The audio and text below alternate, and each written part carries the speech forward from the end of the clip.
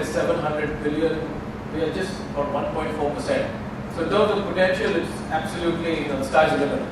And for us, for a pretty much non-marketing company, our marketing team was established about 12 years ago.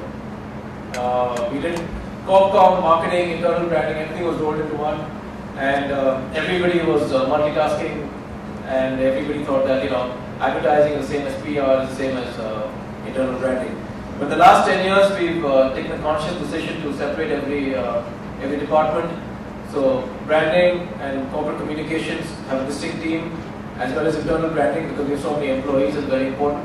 But they all work together because the message has to be the same. In the India context also, obviously being an Indian company and headquartered in India, we do a lot of work for the government of India. We've set up the financial services system, and totally the IT services industry employs about 2.5 million people. And our share of the revenue is about 8% in India also. So it's fairly big pie.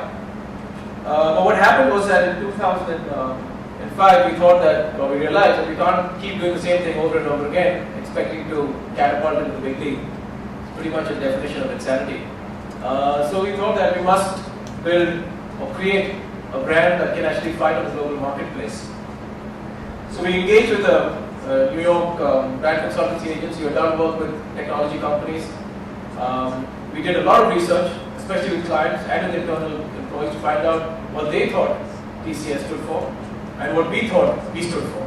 And we saw a big gap. We thought we were the greatest, whereas the client said that you guys are good, but you guys are still away from the business consulting aspect. Then, of course, in 2009, it was a global economic turnaround. So we did another brand study. We said that, is our positioning relevant in today's market? And we again went to a different set of clients, again to internal employees, and we said that what you see today, is that still relevant? Does it make sense? Do we need to change that? And what we've done, but throughout from 2007 to 2010, is that we've done a continuous investment in brand building.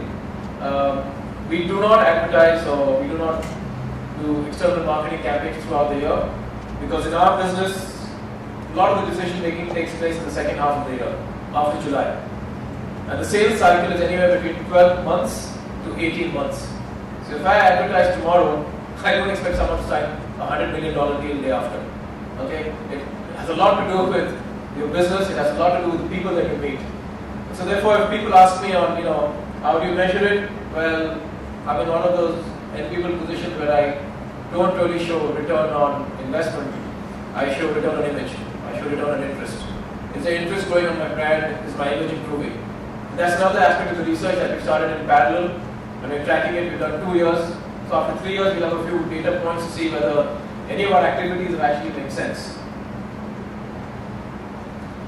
So in 2011, we kind of relaunched. If you saw here at the bottom of the screen, there's a tagline called Experience Certainty. This was established in 2007, and in 2009, during the economic downturn, it actually made a lot of sense, and it was very relevant to a lot of companies who had to do a lot of hard thinking on their operations but couldn't let go of their IT. So they relied more on IT services to help them through the tough times. What we also did was we finally took a decision towards a social media strategy. We did try some stuff earlier on, but we didn't really have a plan in place. We didn't have a strategy in place. We didn't have people to manage it also. And we did it because it was a fad. So then we scrapped it actually. We put on hiatus for a while. And then we went back to the drawing board and said, how can we use social media for our business? And recruitment is a big part of our business. So recruitment holds a big key in the social marketing. But of course, all our efforts have to be very focused because we only have about 5,000 companies that we target in the world. And that's because they need to have a certain appetite to spend on IT services. Out of those 5,000 companies, they're looking at about 200,000 decision makers. So it's not that we did run a print campaign in the leading business publications, but we did that and we stopped. We figured that it was fine to build an image, to create that initial visiting card for the sales guy. But after a while, we realized that people are very mobile, people are very tech savvy, and so are our C-suite audience. So we said, let's go where they are. And we, of course, relooked at everything and we said, we must figure out how can we be present when those guys are present. So this is what we looked like in 2007. very functional website, a lot of information, a little tough to navigate, and but at that point, to backtrack a little bit, in 2004 we weren't even public. We were part of the Tata Sons holding company, so we had no shareholder to really rely to answer to. But in 2004, when we went public, obviously there were a lot more stakeholders invited.